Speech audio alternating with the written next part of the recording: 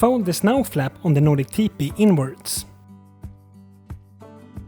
On the floor, locate the floor tensioner on the right side by the seam with Velcro.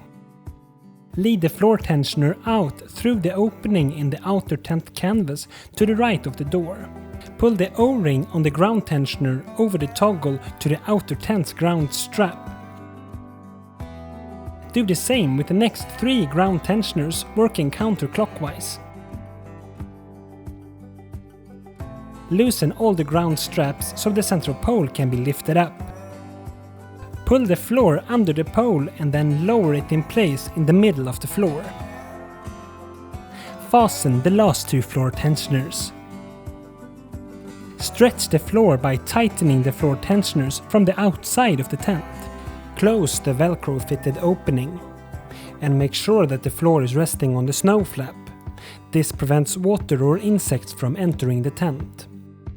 1/3 of the floor can be removed to make space for shoes by the entrance or as to be able to use a fire or a stove in the Nordic teepee.